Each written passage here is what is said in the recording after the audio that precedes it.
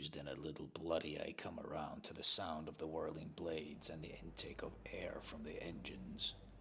The motion of the gunship jolts me awake as I look up to meet the eyeline of 3 Huron guards. Can you see Phoenix? No Phoenix. He'll meet us at the drop-off point. Which is Yuani Estate. goody. I notice I'm still cuffed. Do we still need these? What do you think? Should we try to pry them off, then jump from the helicopter and land in the engines? Quiet now. You say something.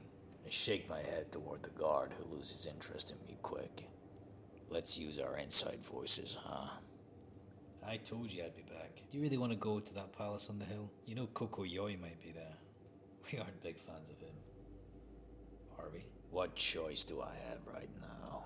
3 guards holding court over me and skydiving right out of the chopper's sudden death in the sands of Helios. So we go, shake some hands, take their offer, and end the discussion.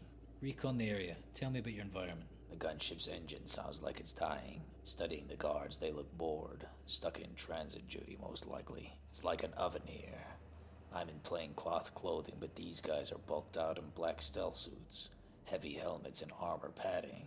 I can see moisture dripping down their visors as they squirm in their seats. The metal creaks and groans. This unit's seen better days. The Huron seems stretched a little thin, working with depleted resources and beaten up whirlybirds. The smell of engine coolant is so sweet it burns my open nostrils. The guards seem to be coughing and pulling at their neck scarves, perhaps to glean a little air under their helmets. I feel lightheaded, either due to the beating I just took or a mixture of all I've just described. Are we nearing the drop point, do you think? Unlikely. Let's pick a thread to follow. Maybe you can ask the guard what they know about the liquid light that was stolen. Hey guard, do you know why they're taking me to the estate? Of course we do, asshole. To meet Phoenix, did you forget? No. I mean, what's the job Phoenix wants me in on?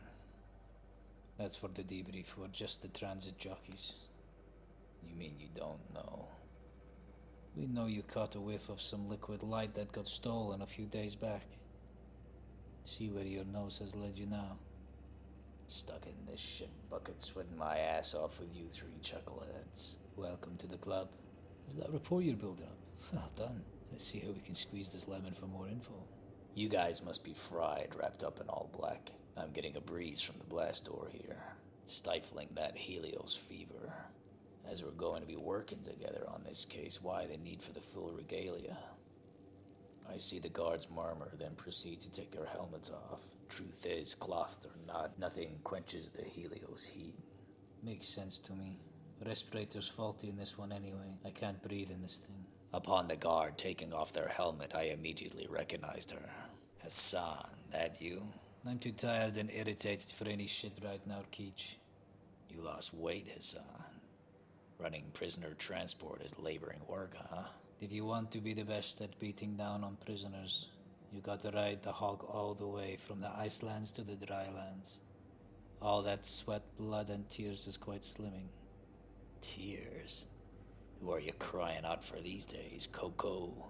Dare speak his name. I feel the force of Hassan's gun slap me across the chops. Always feisty and ready to pounce, eh, ass? I liked it better when you were silent. Don't make me regret keeping you conscious. You still have not forgiven me for Issa. You were the one promised to find her. But you let that trail go cold, didn't you? I didn't have a choice in the matter. Should have died then. Yet another loss to your incompetence. What is she talking about? I never stopped looking for her. At that moment, the pilot shouts that the chopper is landing. Time to play dead, or should we take out the acting element? No need for another beating. I'll lay dormant. The whirring of the gunship blades begin to patter out as the engine dies slowly to a halt. We touch down and I'm hogtied and ziplocked in a baggie ready to be carried out like the corpse I've become. Silence now, albeit of muffled footsteps and heavy breathing of the people carrying me. It's not long before I can hear the elites enjoying a soiree somewhere in the distance echoing towards us. I'm transported someplace deep within the estate, a dumped out into a small cellar where I'm met by Phoenix once again, and a few of the Huron. Welcome to home base. Right under Coco's nose. He knows you're scuttling around down here. He's very interested in what's going on down here. Safest place away from prying eyes. Only the mighty are allowed down here. Only the devoted followers of the Yoi regime can enter the palace grounds. Are you devoted? Sure. Give me a signed t-shirt and let me get back to my case, will ya? Funny. Always with the wit, Keach. Right then, crash course it is. It was on that bum note. A hologram map of Central Dali flickered across the stone wall of the cellar. Phoenix proceeded to point and prod at places of interest. As you now know, we spoke with your current employer, Rumi Olmec, who stated that he had hired some cheap labour at the behest of a local trade supplier, Haithor Tong. Tong deals in black market hunts, cornering the bounty hunting sector within the city guilds. He's got connections with many government officials and is in line with the Yoi regime to keep the weapons ban enforced. Why oh why then did he want two of his lower spectrum hunters working at the depot gig at a firm like Ward Haulage? I assume you're about to tell me. You assume right. Liquid light. You see, that is a very powerful commodity in these lands and can fetch a pretty price on the market. Such a high price could buy any number of weapons from any number of traders coming in and out of the ports. We already know Tong has connections to the Helioan resistance fighters, and there are rumours that the Himerian High Council have ordered their elite scouts to join the fight. They're coming for Coco, eh? Careful, Keach. Talk like that's what got you spanked in the first place.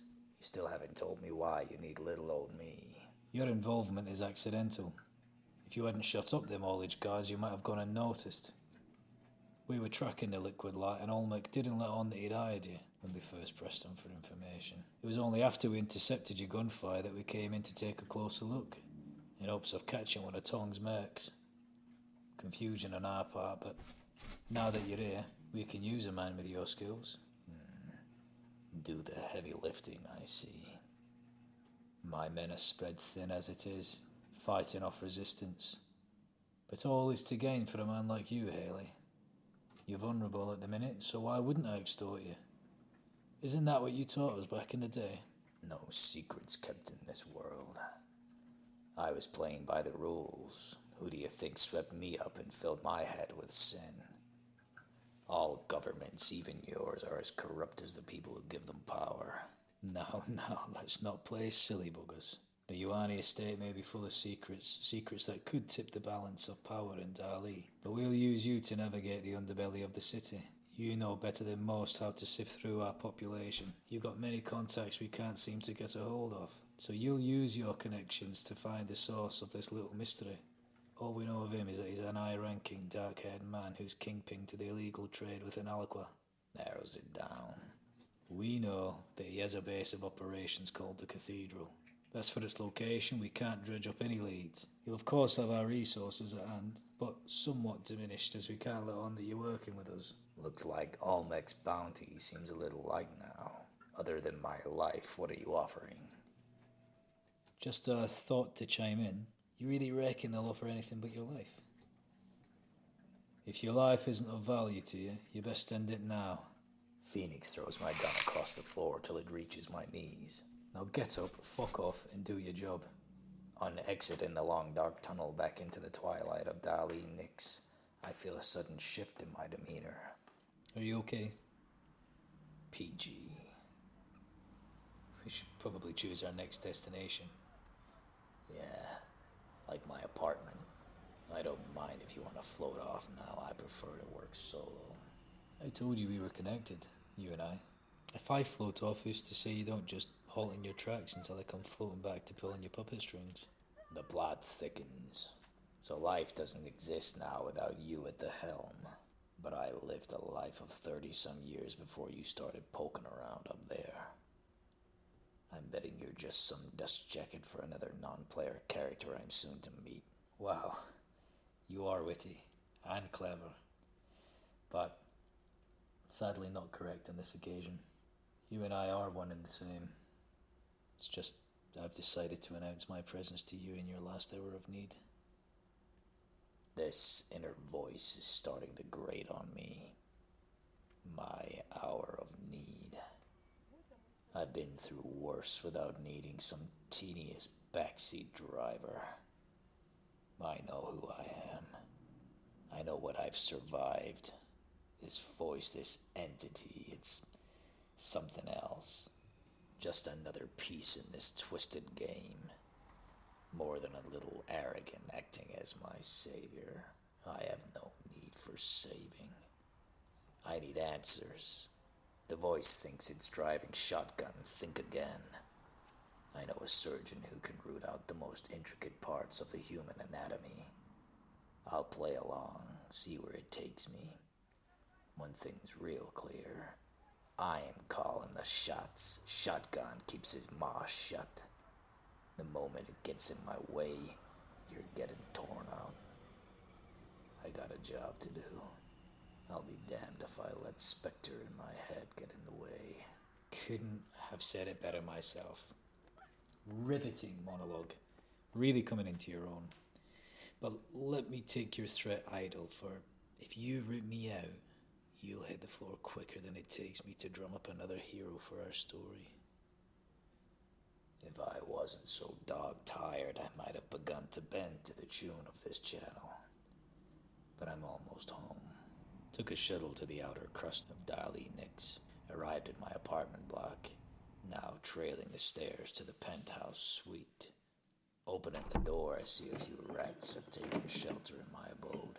A couple of cartons of Chinese food and an ashtray with some stubs.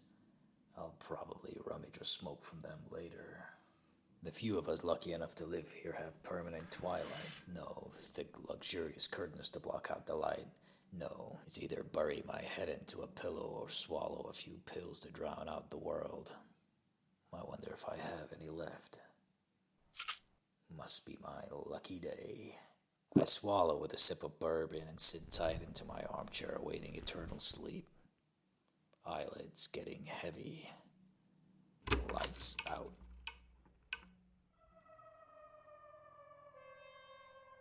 You are awakened by the sounds of machine gears and traction motors, followed by the low rumble as the friction breaks against the wheels, climaxing to a screeching halt.